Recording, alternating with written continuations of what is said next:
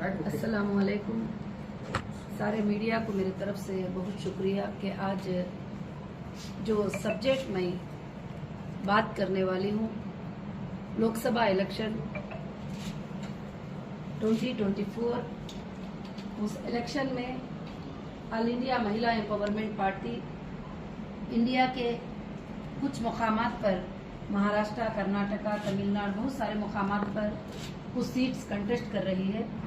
खासकर से आज का जो प्रेस कॉन्फ्रेंस है, हैदराबाद चार मीनार कॉन्स्टिट्यूंसी से एमईपी कंटेस्ट करेगी लोकसभा इलेक्शन, और वो इलेक्शन कंटेस्ट करने का मकसद ये रहेगा कि आज तक वहां पर जो डेवलपमेंट नहीं है, जैसे हैदराबाद को एक आइकॉन सिटी कहा जाता है, जहां चार मीनार को जाते हैं तो वो एक नमूना और निशानी की जगह होती है, मगर वहां पर जब हम जाते हैं तो सिर्फ कचरा और गंदगी, नाले वगैरह नजर आते हैं।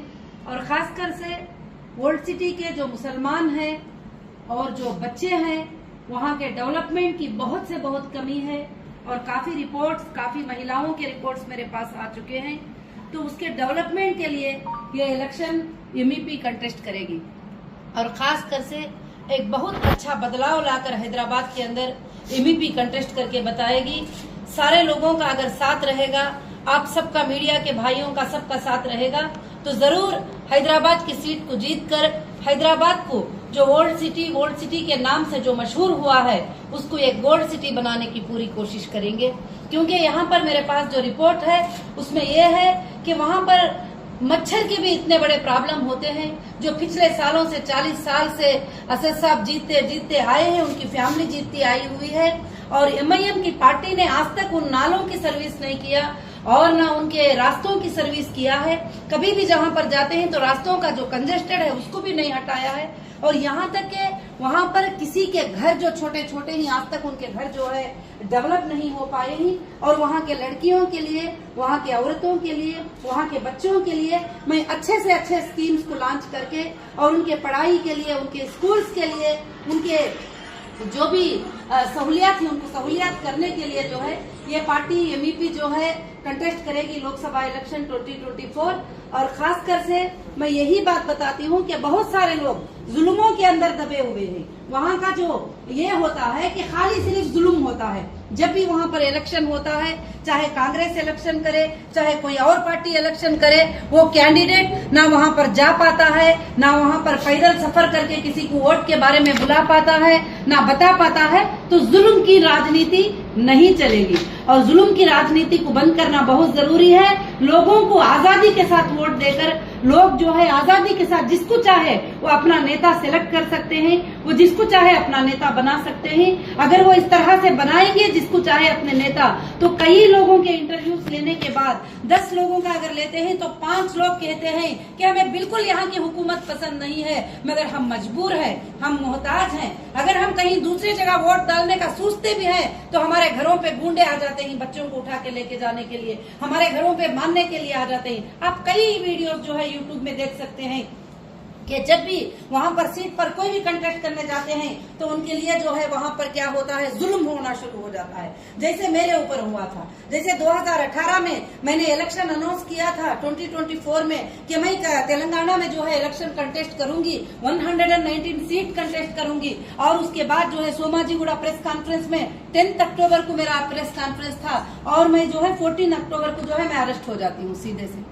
और उसमें तो केसीआर साहब भी मिल गए और असद साहब भी मिल गए, सारे लोग मिलकर अरेस्ट करके लोकसभा होने तक के लिए 2 साल 4 महीने जो है मुझे बाहर आने नहीं दिए, तरह तरह के पीटी वारंट लेके आके। मगर आज तक कोई एविडेंस नहीं है, कोई प्रूफ नहीं है, कोई गुने का प्रूफ नहीं है। खासकर से जो है हरासमेंट किया गया। मगर मैं आने के बाद भी, इतनी तकलीफ मेरे ऊपर गुजरने के बाद भी आज भी मैं खामोश नहीं हूँ, क्योंकि मेरी आखिरी सांस रहे तक जस्टिस के लिए फाइट करूंगी। जहाँ नाइंसाफी होती है वो नाइंसाफी को रोकने के लिए मैं फाइट करूंगी। और खासकर से कई लोगों के ऊपर वर्ल्ड सिटी में नाइंसाफी हुई है, कई लोगों के ऊपर आज भी नाइंसाफी होती जा रही है। आज मेरा प्रेस कॉन्फ्रेंस का खास मुद्दा जो है हैदराबाद डेवलपमेंट, चार मीनार डेवलपमेंट, वर्ल्ड सिटी डेवलपमेंट को करने का मेरा खास मुद्दा है।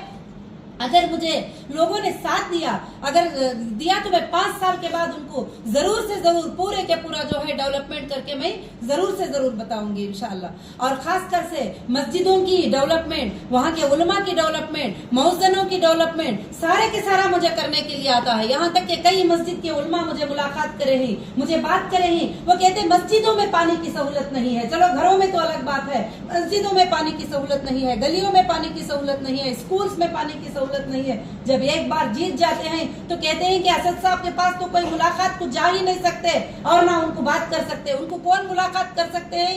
उन्होंने जिनको चाहते हैं वो मुलाकात करते हैं, जो टपोरी टाइप के वीडियो जो है वायरल करते हैं। तो वैसे लोग मुलाकात कर सकते हैं, जो जरूरतमंद है वो मुलाकात नहीं कर सकते। 40 साल से जुल्म से जीत कर आना, और जीत कर आइए, खुशी की बात है, कोई गमी की बात नहीं, मगर लोगों के साथ इंसाफ करिए और बच्चों के साथ इंसाफ करिए, यूथ के साथ इंसाफ करिए, वहाँ के महिलाओं के साथ इंसाफ करिए जरूर से जरूर। तो आज मेरा ख्वाब, मेरा मकसद यही है कि मैं जब पूरे तेलंगाना का अनाउंसमेंट की तो मुझे केसीआर, असदुद्दीन साहब सब मिलकर मीटिंग करके दिल्ली को कमिश्नर साहब को भेज के मुझे अरेस्ट करवा दिए और वहां से फ्लाइट में मुझे लेकर आए। कौन से एक्टिविस्ट को फ्लाइट में लेके आते ही फ्लाइट में लेके आए और वहां से हर जगह भी लेके जाने के लिए फ्लाइट में मुझे घुमाए, क्योंकि उनका मकसद मुझे ये नहीं करना था बल्कि मुझे हाइड कर देना था और मुझे छुपा देना था। मगर ऊपर वाला बहुत बड़ा होता है। जब नाइंसाफी की बात आती है तो मुझे झूठ, रमजान के महीने में मुझे ईडी कस्टडी में ली थी, चंचल गौड़ा जेल के सामने में गिर गई थी रोजे की हालत में। सारी दुनिया ने देखा था वो चीज को। आज सिर्फ रमजान के महीने में कविता जी को भी अरेस्ट करके लेके गए दिल्ली को। क्यों? कि कभी भी राजनीति, ये सीट जो है ना किसी की भी नहीं होती, ये कोई भी हार सकते हैं, कोई भी जीत सकते हैं। मेरा आज ये कहने का मकसद ये है कि लोगों के साथ इंसाफ करिए और कभी भी इंसाफ के लिए नहीं डरना है और इंसाफ के लिए जुबान उठाना बहुत जरूरी है। और खासकर से मेरा मकसद है कि असद साहब को हटाकर वर्ल्ड सिटी को जो है गोल्ड सिटी बनाना है और वहाँ के हर यूथ को जो है कि डेवलपमेंट पे लाना है, हर महिला को वहाँ के राइट्स देना है। और वहाँ पर जो है मुझे कल से कई व्हाट्सएप आ रहे थे, कई चीजें आ रहे थे कि वहां पर आकर तो देखो, वहां पर तो फिर कर तो देखो, वहां पर तो आप बता कर तो देखो। मैं गली गली जाऊंगी, घर घर जाऊंगी और मैं सबको बताऊंगी, बात करूंगी, कौन क्या करता है वो आप सब भी देखना और मैं भी देखूंगी इंशाल्लाह। क्योंकि ये जमहूरियत है, ये इंडियन कॉन्स्टिट्यूशन है।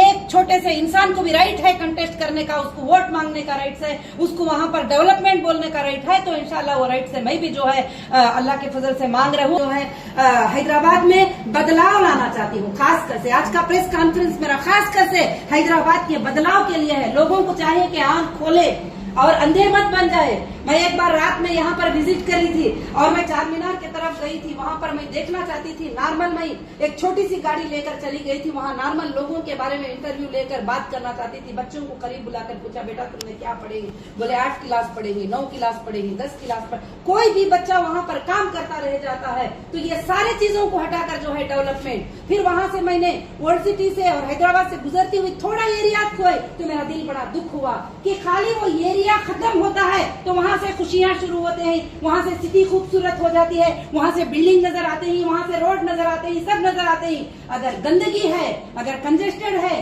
अगर घरों को बिल्कुल डेवलपमेंट नहीं किया गया है तो वो हैदराबाद गोल्ड सिटी के अंदर है। तो मैं हैदराबाद की गोल्ड सिटी को गोल्ड सिटी बनाने का मकसद, ये नाइंसाफियों पर लड़ाई करने का मकसद मैं 2012 से फाइट कर रही हूँ और कोर्ट्स में हर जगह मेरी जीत हुई है। मैं उम्मीद रखती हूँ अल्लाह की जात से कि मैं यहाँ भी जरूर जीतूंगी इंशाअल्लाह और जरूर कामयाब होंगी।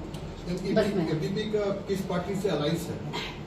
देखिए, ऑल इंडिया महिला एम्पावरमेंट पार्टी आज तक किसी से अलायंस नहीं की है और कर्नाटका में 224 सीट्स पे कंटेस्ट करी, किसी से अलायंस नहीं रही। अभी इस बार 59 सीट असेंबली इलेक्शन 23 में कंटेस्ट की थी, किसी से अलायंस नहीं है।